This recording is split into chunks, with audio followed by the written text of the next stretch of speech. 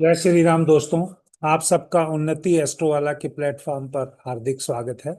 आज मैं भारत की कुंडली के ऊपर मंगल ग्रह से संबंधित जो अभी रिजल्ट आने हैं या हम किस डायरेक्शन में हमारा देश बढ़ते हुए दिखेगा उसके बारे में कुछ चीजें मैं बोल रहा हूँ। ये सारी चीजें जो भी लोग समझो मैदनी ज्योतिष करते हैं उस बेसिस पे नहीं बोल रहा। ना मुझे मैथनी ज्योतिष आती है, मुझे चार्ट पढ़ना आता है और चार्ट की एनर्जी एनर्जी के अनुसार मैं चीजें बोलता हूँ। अभी आपने देखा होगा कि अभी जहां मैं रहता हूँ उसके ऊपर से हवाई जहाज, आर्मी का हवाई जहाज भी उड़ा। मंगल की महादशा है तो प्रोमिनेंटली आप सही ये समझिएगा, आर्मी और पुलिस का रोल इस पर्टिकुलरली 7 साल में बहुत ज्यादा रहने वाला है। आप मान के चलिए कि भारत देश के अंदर जो ये अभी पीरियड चलेगा, जब से हमारी ये महादशा अभी भारत देश की सितंबर से 2025 से शुरू हुई है, और अगले 7 साल यूनिफॉर्म सर्विसेज का, चाहे वो मिलिट्री की हो, चाहे वो आर्मी की हो, या ऐसे नेता जो काफी एग्रेसिव हैं या जो मार्स डोमिनेटेड हैं, उनका रोल ज्यादा पाया जाएगा। परंतु आज ये मेरा विषय ये नहीं, आज इस कुंडली से मेरा ये विषय नहीं है।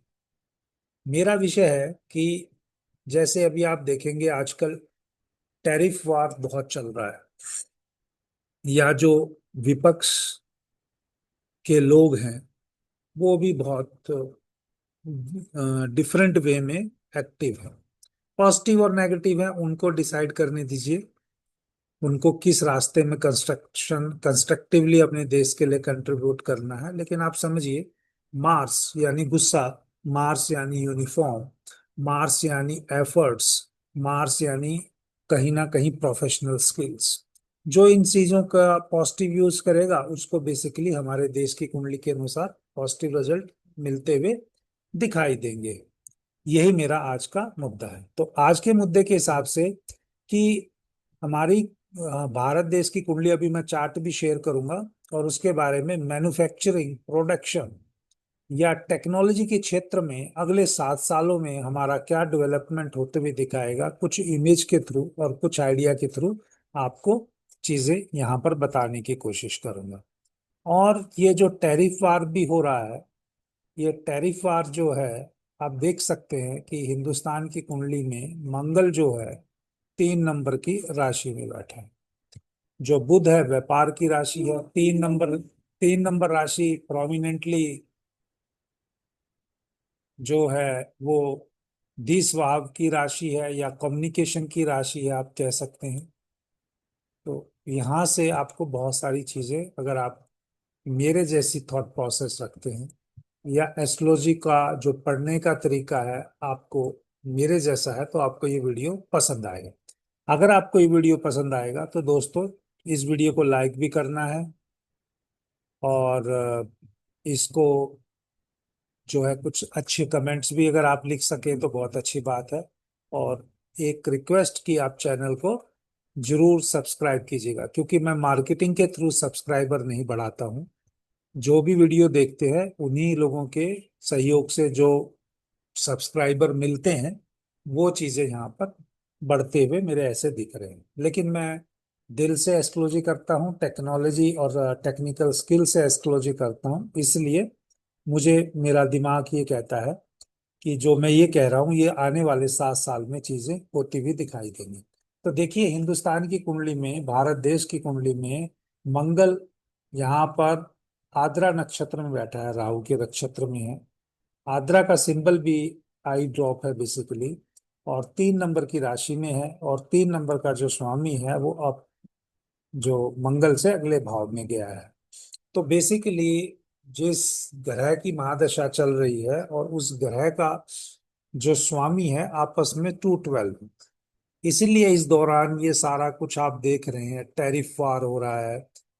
और जो जो हमारे बाकी लोग हैं वो हमसे कम्युनिकेशन डिफरेंट वे से करना चाहते हैं, लेकिन क्योंकि हमारा देश एक प्रोग्रेसिव दोस्त देश है, और एक वो प्रोग्रेसिव वे में ही आगे बढ़ना चाहता है, कोई रुकावट या हिंड्रेंस के लिए नहीं। तो इसलिए जब बाकी और देशों से हम कंट्रोल नहीं हो रहे हैं, तो वो सिर्फ ऐसी कुछ चीजें जो मरकरी से रिलेटेड हैं उन चीजों को कंट्रोल करने की कोशिश करके, या जो यहाँ प्लैनेट्स बैठे हैं बेसिकली मरकरी, जैसे शनि और शुक्र, ये पेट्रोलियम या जो लग्जरी की चीजों को डिनोट करेगा, सूर्य एनर्जी के करेगा, चंद्रमा जो है वो मेडिसिन्स को इंडिकेट कर सकता है अगर वैदिक की बात करेंगे। तो इन सब चीजों का वो टैरिफ में, और क्योंकि चंद्रमा अपनी ही राशि में यहाँ बैठा है, तो देर सवेर यहाँ पर आपको एक चीज देखते हुए मिलेगा कि हिंदुस्तान की ही या भारत देश की ही विजय आपको होती हुई दिखाई देगी। उसका सिंपल कारण है कि जो बुध है, जो वो सेकंड हाउस का लॉर्ड भी है और फिफ्थ हाउस का लॉर्ड भी है, और वो थर्ड हाउस में बैठा हुआ है। तो लास्ट में जो कम्युनिकेशन है वो बुध ग्रह जो 13 डिग्री के आसपास है, उससे पहले चंद्रमा है। इसलिए ये बदलाव का समय है। चंद्रमा हमेशा बदलाव करवाता है, चंद्रमा हमेशा लॉस भी करा सकता है अगर आप नेगेटिव वे से सोच रहे। लेकिन अदरवाइज चंद्रमा जो है ब्लेम का कारक भी हो सकता है। लेकिन अगर आप पॉजिटिव वे से सोच रहे हैं तो चंद्रमा बदलाव है, चंद्रमा स्थान परिवर्तन है। बहुत सारी ऐसी चीजें आपको होती हुई दिखाई देंगी। लेकिन अभी आज जो मैंने मार्स ग्रह से बोला है महादशा में, देखिए मार्स एक्टिवेटेड है, तो मार्स का तो कहीं पिछली वीडियो में मैंने मार्स के नक्षत्र जहां आते हैं, लेकिन उससे टाइमिंग में जो है वो थोड़ा बहुत 7 साल का फर्क है। कभी वो 2 नंबर की राशि में एक्टिवेट है, कभी 3 नंबर की में, कभी 6 की में, कभी 7 की में। उसको एक आम आदमी को समझना मुश्किल है। एस्ट्रोलॉजर तो समझ लेगा उसको, क्योंकि वो त्रिभागी दशा के अनुसार मैं उसको डिवाइड करता हूँ, या 3 पार्ट्स में उस दशा को डिवाइड करता हूँ और मैं बताता हूँ। लेकिन यहाँ पर जो अभी इस चार्ट में मैं बताना चाह रहा हूँ कि भाई यहाँ पे मंगल जो है सेकंड हाउस में बैठा है, उसकी जो चौथी दृष्टि है, मंगल चौथी दृष्टि को प्रोटेक्ट करता है। तो ये नॉलेज को, जो हमारा नॉलेज को है, या हमारा जो पिछले जन्मों का जो आप जो कह लीजिए, या जो हमने अध्ययन करके या जो एजुकेशन करके जो नॉलेज पाया है, उसको प्रोटेक्ट करने में मार्स मदद करेगा। और आप हमेशा एक ध्यान रखिएगा, जब भी मैन्युफैक्चरिंग यूनिट इस्टेब्लिश्ड होती हैं, जब भी प्रोडक्शन या कोई टेक्निकल काम शुरू होता है, तो 2, 5, 8, 11 हाउसेस बहुत प्रोमिनेंट होते हैं। 2, 5, 8, 11 हाउसेस बहुत प्रोमिनेंट होते हैं। लेकिन कहीं कहीं पे 12 हाउस भी होता है, क्योंकि वो इन्वेस्टमेंट को दिखाता है। तो इन्वेस्टमेंट के लिए आप सेकेंड हाउस को भी ले सकते हैं। तो 2, 5, 8, 11 प्रोमिनेंटली होते हैं। और अभी हमारी देश की कुंडली के अनुसार तो 2, 5, 8 और 9 एक्टिवेट हो रहे हैं। तो वहां पर अगर देखा जाए टेक्निकली, तो वो 11वां नहीं है। तो ये लाभ की स्थिति अभी तो नहीं है, लेकिन अभी जो प्रेजेंट सिनारियो है ये इन्वेस्टमेंट है या लॉन्ग टर्म की प्लानिंग करने का है। इसलिए यहाँ पर 2, 5, 8, 9 आ रहा है। तो यहाँ पे चौथे में अगर प्रोटेक्ट होगा नॉलेज, 8वां हाउस हमेशा मैन्युफैक्चरिंग प्रोसेस के लिए, इंडस्ट्री के लिए 8वां हाउस बहुत इंपॉर्टेंट है। मंगल की जो सप्तम दृष्टि है सीधा 8th हाउस के ऊपर जा रहा है। और जो हमारी कुंडली के हिसाब से, अगर देश की कुंडली के हिसाब से देखेंगे, तो अष्टम भाव में गुरु की राशि भी है।